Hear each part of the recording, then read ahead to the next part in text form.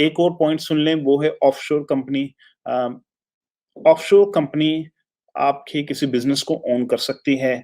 बहुत से लोग ये समझते हैं कि हम एक ऑफशोर कंपनी बनाते हैं दुबई व वगैरह में, और हमारा पाकिस्तानी जो अमेज़न अकाउंट है वो ऑफशोर कंपनी उसको ऑन करेगी। जी, बिल्कुल कर सकते हैं आप, उसमें कोई मसला नहीं है, लेकिन एक चैलेंज है, आप टैक्सेस नहीं बचा सकते। टैक्सेस बचाने का एक ही तरीका है, अमेज़न का अकाउंट जहाँ मनी गिरती है, वो उस मुल्क में होना चाहिए जो टैक्स फ्री है। पाकिस्तान में टैक्स फ्री ज़ोन्स बनेंगे।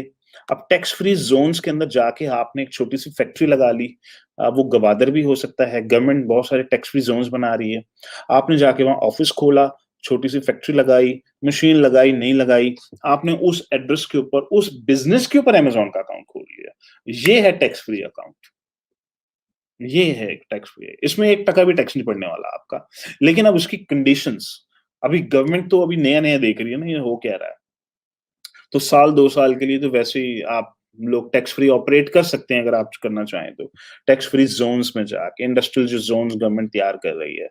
क्योंकि अभी गवर्नमेंट को उसे काबू करने में थोड़ा-सा टाइम लगेगा कि ये क्या हो रहा है? हर बंदा वहाँ जाके कम अमेज़न का अकाउंट खोल रहा है, तो हमें क्या मिलेगा? तो किस बात पे ये अमेज़न हमने इनेबल करवाया पाकिस्तान में लोगों के लिए? हमें क्या मिल रहा है इसके अंदर? तो वो, लेकिन अगर आप ये सोच रहे थे कि मैं यूएई की टैक्स फ्री ज़ोन के अंदर एक कंपनी खोलता हूँ, वो मेरे पाकिस्तानी बिज़नेस को ऑन कर लेगी, मेरा पाकिस्तानी बिज़नेस अमेज़न के अकाउंट को ऑन करता है, नो। इसमें आप लोग प्लीज़ एक चीज़ समझ लें, वो ये होती है कि मैं मेरी जो ऑफशोर कंपनी है, वो ऑफशोर कंपनी मेरी पाकिस्तानी कंपनी को ओन करती है। पाकिस्तानी कंपनी में आने वाले पैसे पे पहले टैक्सेस पे करने पड़ते हैं आपको।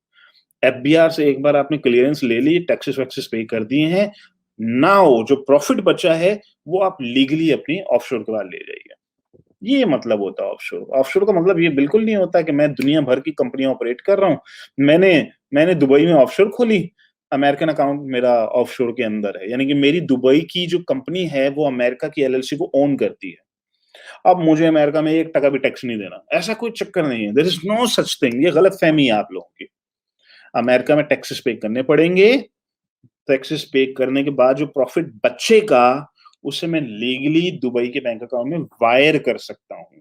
कोई मुझसे पूछ नहीं सकता अब इसको। अभी मेरे मेरे बच्चों के अभी अकाउंट बिकने वाले हैं। $6 लाख का अकाउंट बिकने वाला है। अब वो $6 लाख का अमेरिकन बैंक में आएगा। हमने टैक्सेस पे कर दिए। टैक्स पे करने के बाद बचा कोई रफली पौने $5 लाख बचता है उस अकाउंट के अंदर। उस पौने $5 लाख को पाकिस्तान ट्रांसफर करके दिखा दें आप। फँस जाएँगे आप लोग। कैसे करेंगे पाकिस्तान ट्रांसफर? वो तो मामू के नाम पे है। तो अब वो मामू मामू से पाकिस्तान, बच्चे 2 बच्चे पाकिस्तान में ओन करते हैं इस अकाउंट को। मामू का कोई लेना-देना नहीं, मामू तो सिर्फ हेल्प कर रहे थे। बच्चों तक ये पैसा पहुँचा के दिखा दें अब आप लोग मुझे। यहाँ पे मनी लॉन्ड्रिंग में फँस जाएँगे अब आप लोग। तो मनी लॉन्ड्रिंग से बचने के लिए आपको ओनरशिप दिखानी है। अब आपने इन 2 पाकिस्तानी सिटिज़न्स की ओनरशिप दिखा दी है पहले।